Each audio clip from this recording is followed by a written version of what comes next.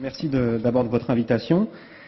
Donc ces recommandations, c'était une cuvée un peu spéciale. Tout d'abord, c'était le cinquantenaire de la première tentative de revascularisation, qui était un pontage en 64. Et puis vous voyez sur cette plaque, eh bien, l'épopée de la revascularisation à travers ces 5 décades, avec l'arrivée progressive, eh bien, de l'angioplastie avec le ballon, le stent nu et puis le stent actif. Donc un domaine extrêmement actif. Alors ces recommandations, elles sont toujours un peu compliquées parce que ce sont des chirurgiens qui causent avec des cardiologues interventionnels.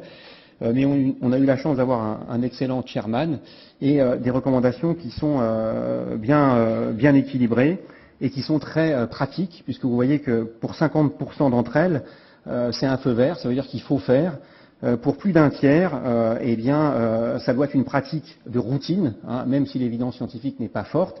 Et puis, pour 10%, il ne faut pas faire. Et pour 10%, eh bien, ça va être du cas par cas, comme par exemple, eh bien, l'utilisation de la thromboaspiration ou de la revascularisation dans un même temps de toutes les artères coronaires à la phase aiguë de l'infarctus. Alors l'évidence scientifique est différente, mais vous voyez qu'elle se répartit en un tiers, un tiers, un tiers. C'est-à-dire qu'un tiers, l'évidence scientifique est forte, un tiers c'est du bon jugement clinique, c'est-à-dire du bon sens clinique, et puis un tiers on est un petit peu entre les deux, c'est-à-dire c'est du registre bien fait ou une seule étude randomisée qui peut être contredite. Alors ces recommandations, ça prend à peu près 2 ans à faire, et on s'était fixé comme cahier des charges un travail en commun qui était le bénéfice de la revascularisation par rapport au traitement médical bien conduit dans la maladie coronaire stable, puisque vous savez que c'est le talon d'Achille de l'angioplastie, la maladie coronaire stable, puisqu'on n'avait jamais réussi à démontrer le bénéfice en termes pronostiques, et on était souvent challengé sur ce point. Alors ça vaut ce que ça vaut, ces méta-analyses, c'est une méta-analyse en réseau sur des essais randomisés, à peu près 100 000 patients. Et vous en voyez ici le résumé sur cette plaque, avec ici l'étalon qui est le pontage en noir. Vous voyez qu'il y a une réduction de mortalité. Et puis vous voyez le bénéfice au travers des améliorations technologiques de l'angioplastie au fur et à mesure du temps, avec, vous voyez, avec les endoprothèses actives de 2e génération, un bénéfice en termes de mortalité par rapport au traitement médical optimal chez le patient qui a une maladie coronaire stable. Et donc c'est un message qui est vraiment fort pour la communauté des cardiologues interventionnels. On ne revascularise plus uniquement pour améliorer les symptômes, mais aussi en revascularisant, on peut améliorer le pronostic des malades en évitant des événements graves comme l'infarctus du myocarde ou tout simplement le décès cardiovasculaire. Alors, je ne vais pas vous faire toutes les recommandations en un quart d'heure, mais simplement les nouveautés, en essayant d'être le plus pragmatique possible, avec tout d'abord dans un premier chapitre l'importance de la stratification du risque, et c'est important chez nos patients qui sont multitronculaires, qui représentent à peu près 20% de nos patients coronariens, et c'est une proportion qui augmente avec le vieillissement de la population, et on est de plus en plus confronté à la prise de décision chez ces patients, et il est important d'utiliser des scores. Et vous savez que l'étude Skintax, même si elle est un peu ancienne, même si elle avait été faite avec des stents qui n'étaient pas les meilleurs à leur époque, le principal intérêt de cette étude, c'est qu'elle nous a permis d'avoir un score chez ces patients qui sont multitronculaires ou qui ont une atteinte du tronc commun, qui est associé au pronostic à court et à long terme, et en particulier sur le très long terme. Et c'est pour ça que ce score, il faut l'utiliser, surtout qu'il a été amélioré, avec notamment un score plus fonctionnel, où on intègre les comorbidités qui sont fréquentes chez ces patients multitronculaires, comme l'insuffisance rénale, l'âge ou le diabète. Donc utilisez le score Syntax au mieux pour savoir comment vous allez revasculariser ces patients, et prenez le temps de le faire et implémentez ce score dans vos protocoles institutionnels pour orienter votre décision. Alors en ce qui concerne l'information du patient, il n'y a rien de nouveau. Mais c'est important d'avoir ces consentements qui soient visibles, que les patients le signent. Ça vous, bien sûr, n'exempte pas de tout risque, mais en tout cas, ça a le mérite de dire que vous avez des procédures, que vous les respectez. Et c'est la même chose pour le staff médico-chirurgical, hein, et ces recommandations ont bien insisté sur le fait qu'il faille écrire des protocoles institutionnels. Même s'ils sont loin des recommandations, ils doivent refléter au mieux votre pratique. Hein. Il y a 50% des centres en France qui font de l'angioplastie et qui ont un volume qui n'est pas très important. Il y a une majorité de centres d'angioplastie qui n'ont pas de chirurgie sur place. Et c'est pas la raison pour laquelle vous ne pouvez pas avoir de staff médico-chirurgical qui fonctionne et qui soit effectif. Donc vous pouvez très bien dilater vos troncs sans avoir de la chirurgie sur place, mais il faut l'écrire noir sur blanc quelles sont vos procédures. Et ça, c'est une recommandation, vous voyez, de bon sens clinique, 1C, et on insiste beaucoup là-dessus. Alors en ce qui concerne la maladie coronaire stable, vous avez deux types d'indications. Vous avez les indications qui sont pour les symptômes. Hein, et vous voyez, c'est la dernière ligne ici de ce graphe, hein, et c'est clairement indiqué que lorsque vous avez une lésion de 50% ou plus, en présence d'une ischémie documentée, c'est une bonne indication de revascularisation. Et ça, je pense que c'est un message majeur, parce qu'on a des outils maintenant qui sont efficaces, et en particulier, on a des stents actifs qui marchent mieux, avec une évaluation sur le très long terme qui est très rassurante. Enfin, vous avez des indications qui sont des indications pour le pronostic des malades. Et vous voyez que toutes ces indications reposent sur, à un moment donné, l'évaluation de l'ischémie myocardique. Donc vous voyez que le tronc commun, dès qu'il est à plus de 50% et que l'ischémie est documentée, il faut revasculariser. L'IVA proximale, c'est pareil. Le patient qui a une atteinte multitronculaire avec une dysfonction ventriculaire gauche et une ischémie documentée, il faut le revasculariser. Et enfin, les ischémies étendues, plus de 10% de la masse ventriculaire gauche, il faut les revasculariser. Vous allez les améliorer, quelle que soit la méthode. Et enfin, les patients qui ont plus qu'un seul vaisseau perméable, avec une lésion à plus de 50%, une ischémie documentée, quelle qu'en soit la méthode, c'est une indication à revasculariser. Vous allez améliorer le pronostic de ces malades. Donc, des choses qui n'ont pas énormément évolué, mais je pense que le message fort, c'est la documentation de l'ischémie et la possibilité de revasculariser ces patients qui restent symptomatiques et chez lesquels vous allez pouvoir, in fine, améliorer le pronostic. Alors cette plaque, elle est importante parce que vous voyez l'évolution des patients qui ont été randomisés dans l'étude Syntax à 5 ans, hein, et ça confirme que les anatomies coronaires qui sont difficiles pour l'angioplastie, le pontage fait mieux, avec, vous voyez, plus de 5 ans de suivi, le pontage fait toujours mieux. Alors il faut savoir qu'on a de plus en plus de malades tritronculaires avec des syntax scores élevés et qu'il nous arrive d'avoir aussi des malades qui ont des syntax scores à 40 ou plus. Alors soyez rassurés, au-delà de 40, on n'est pas capable de savoir si la chirurgie fait mieux que l'angioplastie coronaire. Et je pense que c'est aussi un message pratique qui est important pour les angioplasticiens. Alors ces recommandations, elles sont quand même plutôt favorables à l'angioplastie. Vous voyez qu'il y a très peu de feux rouges pour l'angioplastie coronaire. Alors on va aller step by step, comme on dit. Tout d'abord, quand vous avez une atteinte de l'IVA proximale, vous voyez que l'angioplastie coronaire est une option aussi valable que la chirurgie de pontage. Même si, avec la chirurgie de pontage, on a un recul de plus de 30 ans dans les premières études randomisées chez ces malades. Enfin, quand vous avez un malade bitronculaire, dont l'une des lésions concerne l'IVA proximale, l'angioplastie coronaire reste aussi une option de premier choix. Alors, on n'a pas la démonstration scientifique, mais ce sont un petit peu les données qui se sont accumulées et l'expérience qu'on a accumulée au cours du temps. Donc, vous voyez qu'on fait jeu égal. Maintenant, lorsqu'on regarde le tronc commun, les troncs communs qui sont simples, avec un score syntaxe qui est à moins de 22, c'est une aussi bonne solution de les revasculariser par angioplastie coronaire que par pontage. Lorsque le tronc commun est sur le plan anatomique un petit peu plus compliqué, si vous êtes dans un centre où vous avez l'habitude de faire ces troncs compliqués avec des scores de syntaxe qui vont jusqu'à 32, vous pouvez les faire en routine C2A. Si vous n'avez pas l'habitude ou vous préférez les décider dans un contexte du staff médico-chirurgical, vous pouvez le faire. Enfin, chez le patient, tritronculaire, quand le syntaxe score est à moins de 22, et en général vous allez avoir des longueurs de stenting qui vont être aux alentours de 50 mm, l'angioplastie coronaire est une approche aussi valable que la revascularisation par pontage. Donc ça démystifie le tritronculaire.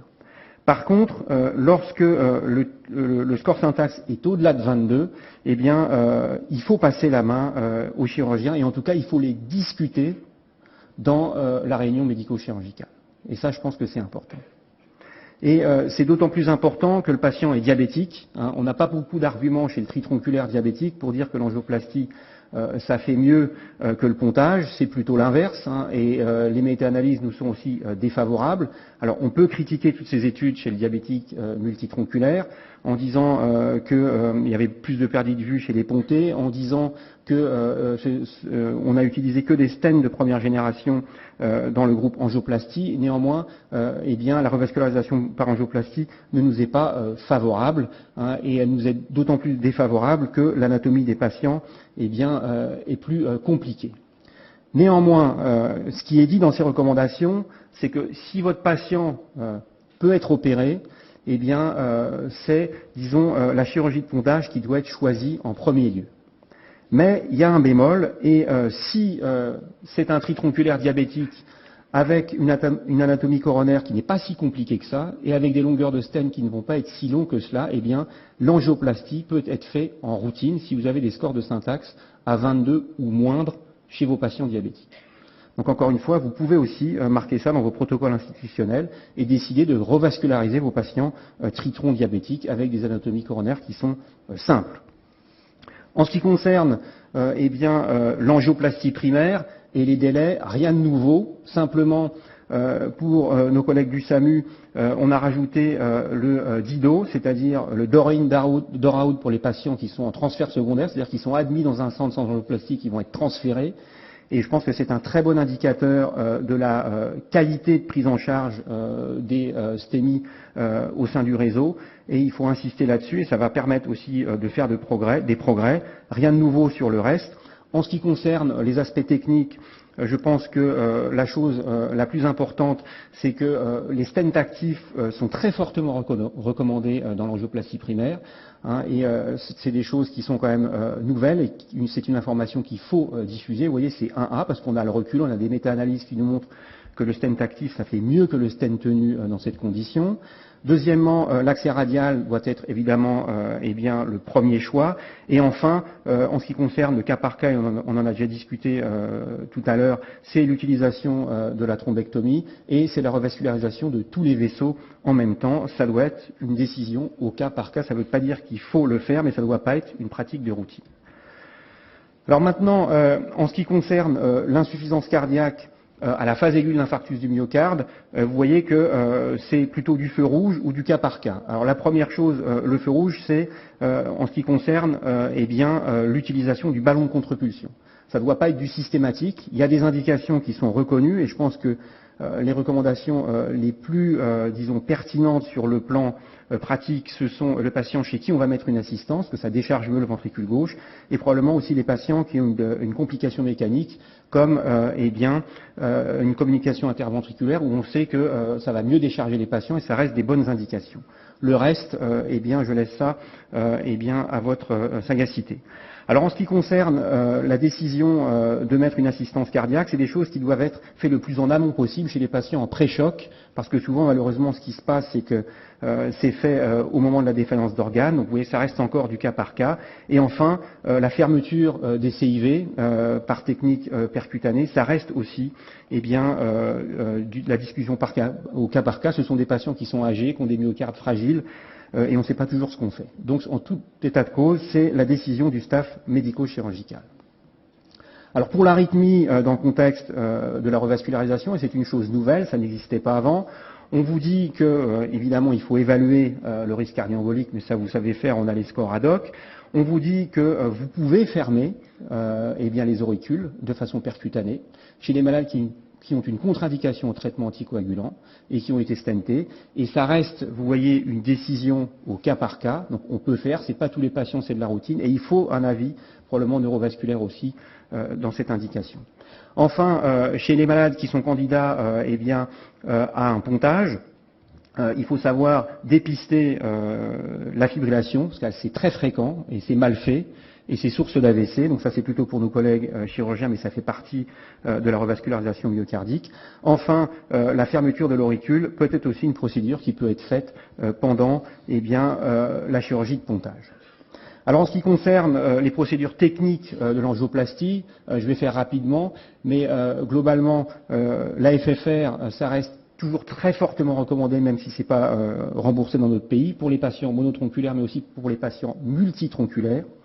Et enfin, en ce qui concerne les techniques d'implantation de stent, l'IVUS reste recommandé en routine, notamment pour le stenting du tronc commun, et en particulier l'utilisation de l'OCT et de l'IVUS sont fortement aussi recommandés quand vous avez un échec de stenting, c'est-à-dire des thromboses aiguës de stent ou des thromboses tardives ou des fractures de stent. Donc on a aussi quand même évolué dans ces techniques adjuvantes de l'angioplastie.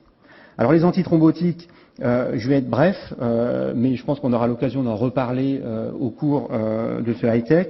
Retenez simplement que dans la maladie coronaire stable, la durée de la bithérapie, c'est à géométrie variable et on a globalement bien anticipé les essais et en particulier les CDAPT. Donc globalement c'est 1 mois pour le stent tenu, c'est 6 mois pour le stent actif. Vous pouvez faire moins avec les stents de nouvelle génération chez les patients qui sont à risque hémorragique, donc vous pouvez descendre à 3 mois, mais aussi vous pouvez faire plus chez les patients qui sont à risque d'événements ischémiques, et en particulier les patients qui ont des anatomies complexes, qui ont beaucoup de comorbidités ou qui sont récidives d'événements, donc ça colle relativement bien à la littérature. Pour le SCA-ST-, la seule recommandation intéressante sur les antithrombotiques, c'est le pré-traitement, on en a parlé, donc je passe, mais c'est un feu rouge. Et en ce qui concerne l'infarctus aigu du myocarde, retenez simplement qu'il faut favoriser l'utilisation des nouveaux anti-GP2B3A, compte tenu de leurs bénéfices dans cette indication, les gens foncent une porte ouverte. La seule recommandation nouvelle en ce qui concerne les traitements antithrombotiques, c'est disons la bivalérudine qui a été diminuée en niveau d'évidence compte tenu du fait que le cahier des charges n'a pas été respecté.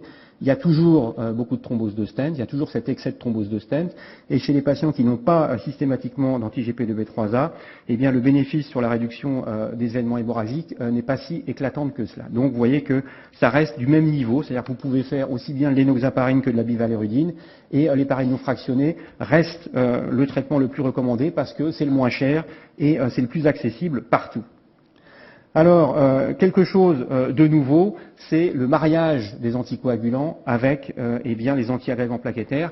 Et ici, 4 messages importants. Le premier, c'est chez ces patients qui correspondent à 10% de nos patients dilatés, vous pouvez utiliser des stents actifs. Ça, c'est un message important. Donc, le stent tenu n'est plus banni.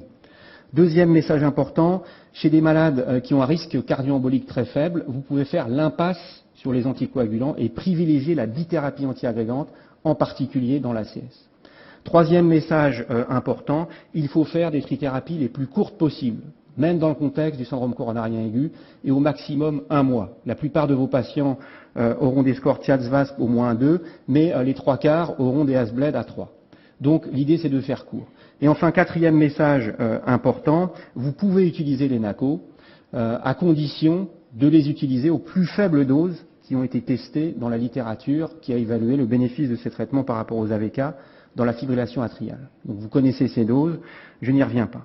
Dernier message, 4 bis, n'utilisez pas de prasugrel, n'utilisez pas de ticagrelor lorsque vous associez ces médicaments avec un anticoagulant oral. Donc, vous voyez, c'est assez simple. Et vous avez des schémas qui sont plus pédagogiques, que vous pouvez mettre dans votre bureau, qui sont intéressants, où vous voyez, chez ces patients, vous allez d'abord évaluer le risque d'AVC, le risque de saignement et le contexte clinique de votre angioplastie. Est-ce que c'est de la maladie coronaire stable? Est-ce que c'est de la maladie coronaire instable? Et après, on vous dit ce qu'il faut faire, c'est-à-dire combien de temps il faut faire et quel type de traitement il faut utiliser. Mais vous voyez que globalement, dans la maladie coronaire stable, il y a très peu de trithérapie qui est recommandée. à cause du risque d'hématome intracérébral qui peut atteindre 1% et qui est quasiment imprévisible. Dans la maladie coronaire instable, c'est à peu près, disons, la même chose. Et vous voyez que vous allez avoir très peu de malades chez lesquels vous allez pouvoir faire de la trithérapie pendant 1 ou 6 mois. Globalement, ce sont des patients idéaux, c'est-à-dire ils ont un CHA2-VASc élevé, mais surtout ils ont un risque hémorragique faible, et c'est une minorité de nos malades. Enfin, dernière diapo, ça concerne les volumes d'actes qu'il faut faire. Pour les apprentis chirurgiens, il faut faire 200 angioplasties, 200 pontages dans un centre où on fait au moins 200 pontages par an. Et pour l'élève angioplasticien, on recommande de faire 200 angioplasties dans un centre formateur en premier opérateur, c'est-à-dire un centre qui fait 800 angioplasties et où il y a une activité d'angioplastie primaire, 24 heures sur 24. Enfin, pour les opérateurs seniors, c'est-à-dire qui sont certifiés, on vous demande de faire au moins 75 procédures par an chez des patients stables, à condition que vous soyez dans un environnement où on fasse de l'angioplastie, de la phase aiguë, où il y a un certain volume d'angioplastie pour que vous puissiez, être maintenu au niveau par osmose. Enfin, les institutions qui font moins de 400 angioplasties peuvent être maintenues à condition qu'elles fassent partie d'un réseau, ce qu'ils appellent le PCI Network, où les décisions peuvent être communes et où les protocoles institutionnels peuvent être partagés. Et je pense que c'est une garantie de qualité. Voilà, je vous remercie de votre attention et vous voyez que l'angioplastie a été vraiment poussée un peu en avant dans ces nouvelles recommandations.